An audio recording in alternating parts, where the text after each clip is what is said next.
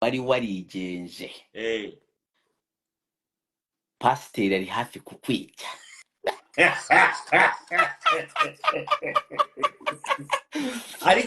ariko Dumba we wowe uzajya uneza inyagasozi nka ziriya urumva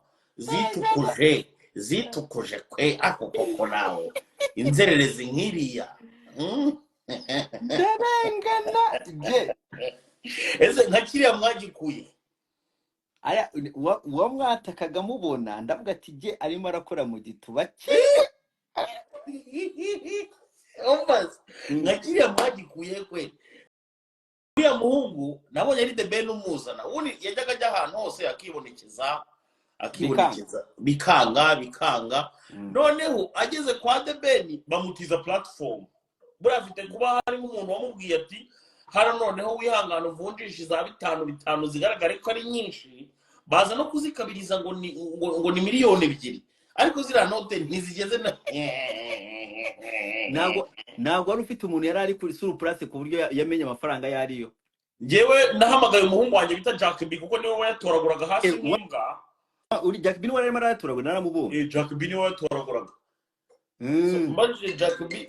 Jack B ndamubona Jack B bimeze bite guma gato ndi kuri live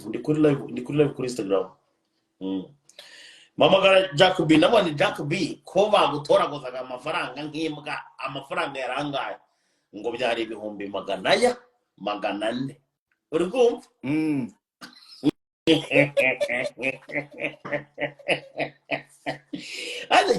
kiriya cyane rero bakita Eradi Josua uri kumva ariko je skwiza rero reka nkubwira ikintu kimwe nje naragupize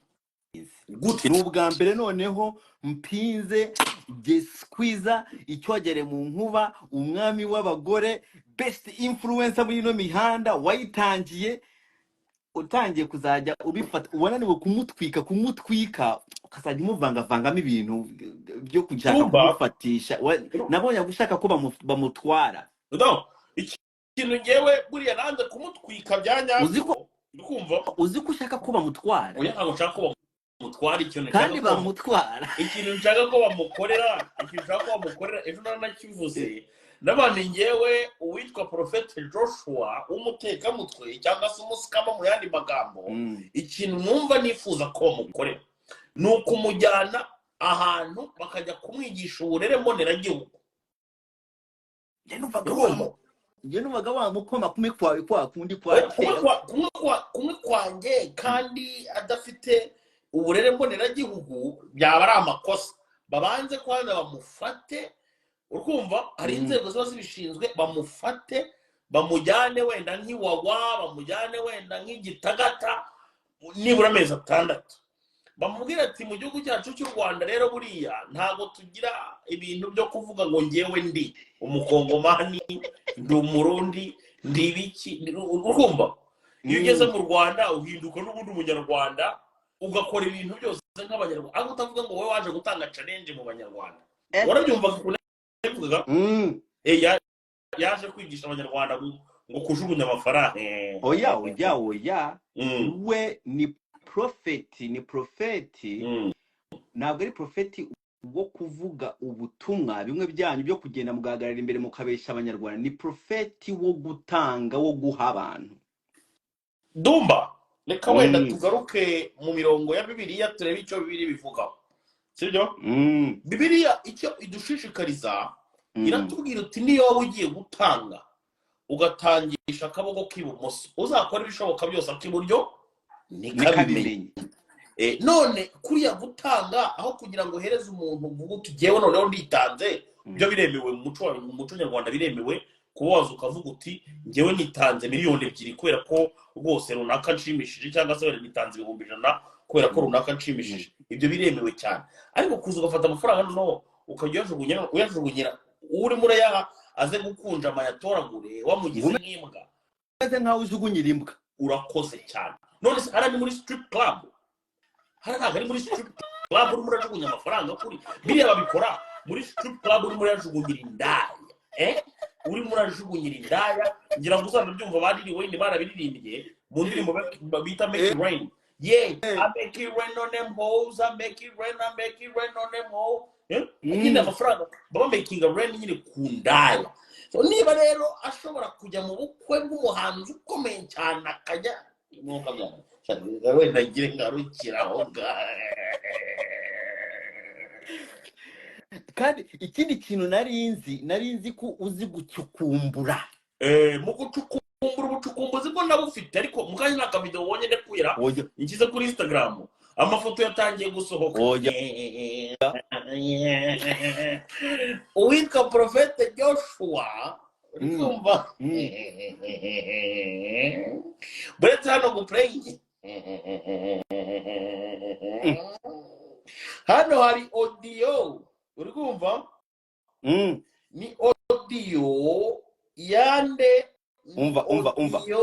y'umuntu wari umucumbikiye umva ibyo bintu niba bisenya umuntu nubishireho nubikine niba bisenya umuntu ni audio y'umuntu wari umucumbikiye noneho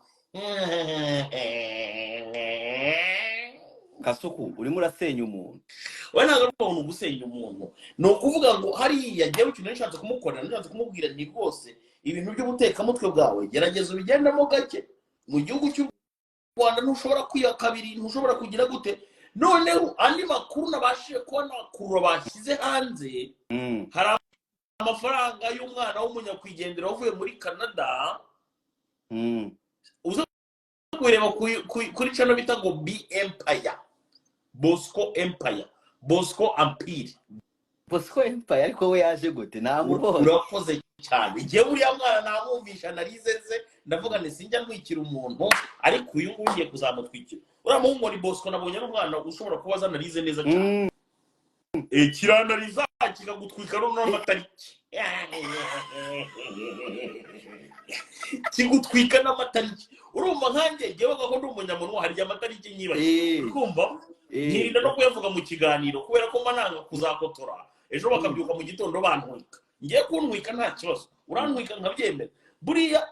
iyo umuntu antwitse ndembera nkatuza nkazana kwegera inbox nkakubwiranisha ari ahaboro warantwitse genda gake ariko nanjye ndimo ndakubinda rimwe nkazakunera hari igihe rimwe ugeze kuneza indaya shazi rantwika indaya bita Nowerine isimbi Nowerine uriya Nowerine we yagombaga kugutwika nanjye narabishakaga Nowerine nanjye nashaka ko kurya hariya indaya yarantwitse ndavuga indaya irantwitse wagiye kubona ubona ibintu nayikoreye nazindutse mu gitondo cya kare cyane ndi kumwe na papa wawe twicaye gutya hanze ku mukeka ibintu ntabwo biri funny ma ibyo bintu is not funny none se urumva ku cyumweru mfite indege ya saa yine z'amanywa izanjyana ahantu bita Muri nkiva Muri ku munsi wo kuwa gatatu urumva ndaba nibereye ahantu bita Iduwala nkiva Iduwala ndaba ndi kumwe na papa wa Prophet twicaraniye gutya oya gake ariko ntunze wowe gake gutya mba nicaraniye n'umusaza ku mukeka oya tuba twicaraniye ku mukeka twiganira gake nuko uvuga ibintu byawe kandi ukabikora nuko jewe ndemera nkashora ibiceri nkabisho none se hari ikibazo yabajije wenda reka mpite nagisubiza yarabajije ngo Jay Squeeze wa mipango ngo ni hehe ngakura ngo nimero z'ibigarasha yirirwa ahamagara uretse no guhamagara ibigarasha naranabisuye ariko jewe mu rugo iwabyo mu rugo ndanabigabira mbihene mbiha amakoko ngira ngo mwarabibonye ibintu byose byaciye kuri YouTube ndabeshyara none uriya muhungu ushaka ngo nimero z'ibyo bigarasha ngo kugira ngo abo baze ngo collaboration tugirana nabo yo kuba ngo narabahamagaye kandi naranabasuye ubwo byo yibagiwe no kubivuga sibyo washinzwe icyari ko yatubwiye ko ari umukongomani akaba ari umuvugizi wa Kisekedi harya ashinzwe iki mu Rwanda ariko abantu ndimo ndabona barimo baravuga ngo mwese muri abakongomani ngo nawe ngo abakongomani basubiranyemo Dumba ndi umunyarwanda 100% Rwanda nize na maternelle mu Rwanda uwo muntu ngira umukongomani ahubwo umubwira agende gake uwo muntu uri murangira umukongomani umubwira agende gake rubanda rugiye kwifata amapfubyi ndagasuka imbari. Uwo muntu uri murangira umukongomani mubwira agende gake. Umuntu ukiniye uri murakina ku bunyarwanda bwawe. Haho nanaguhitana. Bro, kaga nkubwiza ukuri Dumba, urikumva? Umanye nakubwiza ukuri ikintu kimwe. Hari nk'umuntu ajyaza agahita avuga wenda bitewe wenda n'uburyo abonye wenda natwitse ikigarasha runaka. Agahita avuga ngo wanguye umuswera nyina ngo w'umuhutu uko nguko wanguye umuswera nyina ngo w'umuhutu ngo wigize umunyarwanda kurusha abandi banyarwanda ngo byo bimeze bite. Urikumva? Bro, nakwibuka ukuntu twebwe dukunda gutembera nje cyangwa se nawe ushobora kumubizi n'abandi bantu bari aha ngaha badukurikira bashobora kuba babizi. Uzi ko uba uri fier yo kugira nk'ahantu ukavuga ngo ndi umunyarwanda nkomoka mu Rwanda. Bahita bagira amatsiko yo kukubaza ngo bagahita bakubaza ngo hariya ngo umutekano waho umeze gute subizi. Ugahita ugata umutekano umeze neza n'ibyo byose agahita agugoringa cyane cyane nk'abazungu. Ahita agugoringa akabona ukuntu ibintu byose bimeze. The country is green, very green, so no agahita akomeza kureba biography y'u Rwanda n'ibiki byose. No agatangira kubaza ese nyuma ya jenoside abantu batangiye kubaho gute, ukamusobanurira ukabona bayi very interesting. Kandi noneho urikumva ukajya kumva wenda nko mu gihe runaka ati ndi umushaka kujya kuvisitayo. Byatangiriye ko bo uri muramubwira. Urakoze cyane. Noneho muri ibihugu byo muri Afrika byose ni ibihugu udashobora kujyamo ufite ibihumbi 10 by'idolari ngo ubirarane mu nzu. Urara ufite ubwoba n'imihoro ku ruhande n'ibiki byose. Ariko iwacu urataha ufite amafaranga yawe wayashyira mu musarani, wayashyira mu gikoni, ufite n'ibyana byawe ugacumita gake uri muri mwera n'ububyeri bwawe. Nta muntu uza guhungeta umutekano wawe, nta muntu uza. Hari n'igihe batamenya kuri no mu diaspora. Ngira ngo urabizi aba diaspora benshi bajya mu bihugu byabo bakomokamo batwitse cyane. Nk'i Burundi ngo babita ngo naba Burundi babita bakira niba gikunda babita Burundi, ariko nyine bakashaka mbese babita irindi zina rigaragaza ko nyine barenze atari abandi bantu babaho ku isi. Ariko iwacu mu Rwanda hari n'igihe uza rwose uri mu diaspora abahungu bakajya bakugurira inzoga. None se ngo barokini barimo baragurira shizo inzoga. Shizo byararangiye byashize ngo yari yubuso. Barokini barimo baramugurira ubuyoga bwa make. Rero kingo barimo baramwesha rwabirenge rwo kwishusho hari. Urakoze cyane. Ibyo kibyo nyine mubwira. So noneho kuba wenda wagera nk'ahantu kaba fieri yo kuba uri umunyarwanda sha ukajya kumva ukumva umuswera nyina mu gitondo arabyutse arabukwambuye ubunyarwanda. Akwambuye ubunyarwanda. Ubunyarwanda. Ukumva umuswera nyina arabyutse mu gitondo akwambuye ubunyarwanda bro. Aho nta kwikana basi. Umuswera nyina agakwambura ubunyarwanda agashaka kugutereka nka za Kongo cyangwa se akagutereka nk'ahandi twumvise ngo bafunze imipaka ngo kubera indagara.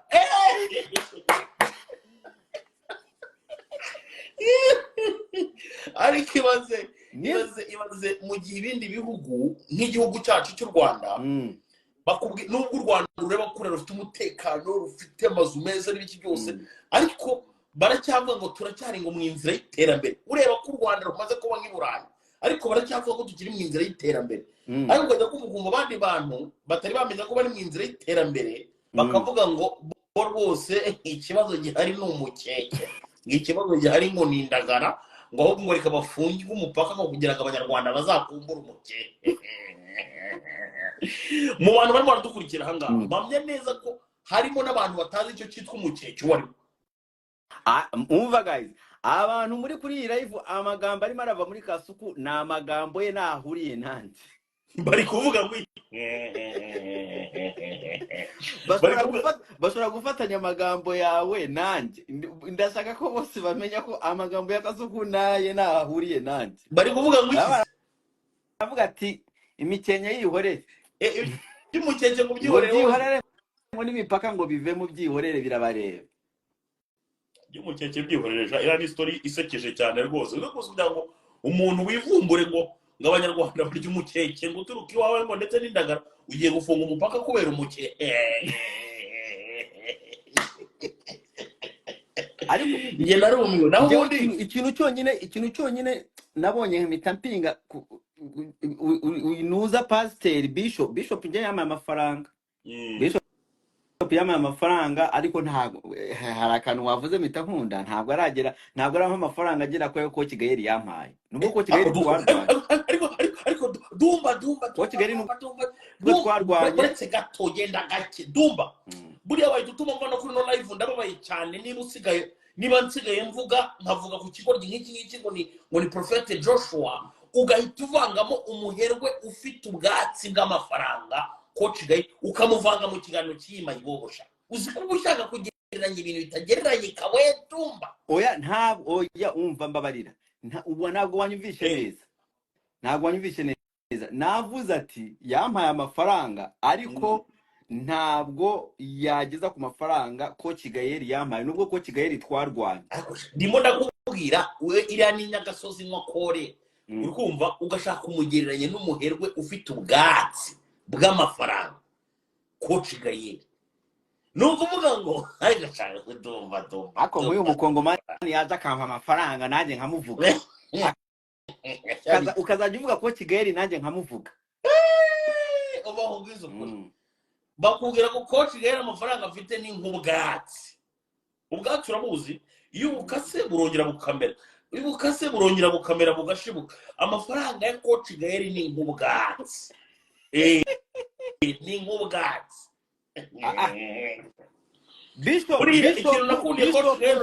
Bishop ushaka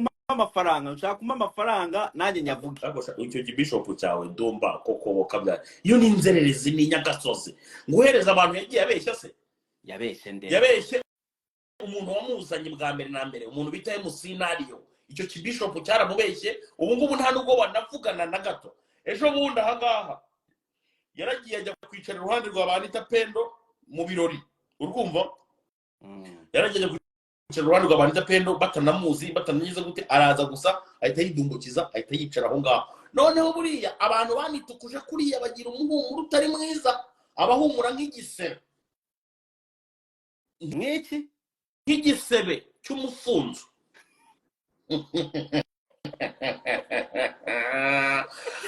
ibi nkubwira ni koko genda ubaza abantu bose bamwegereye ngo abahumura gute nk'igisebe niko abantu bose bambwiye ati rwose mwuka byaramwe niba kuko anafite n'amafaranga bajye bihangana bamushakire ubuhandanzovu bamushakire ibyatsi bita barakatsi ibiti by'imiduha n'imiguruka babivugute bamuhereze yisiga wenda kunuka bizarangira ariko igicucu nka kiriya nicyo umbwira ngo jewe ngo nananiwe kugitwika kweli icyo nshaka cya mbere na mbere nuko ndimo ndashaka abashinzwe kujyana abantu iwawe mu bigo ngororamuco ako kantu ushaka urimo urashyiramo akantu ushaka kumufungisha ariko ntabwo ari kumufungisha natabaza ribu sibyo kumufungisha natabaza ribu cyangwa se tugatabaza polisi ariko kuri ubu ngubu ugiyewe ikintu numva nifuza wowe uzandangire ikigo gishinzwe kujyana abantu mu bigo ngororamuco oya ubwo umucomeka utuntu kugira ngo bamwitegereze ndakuzi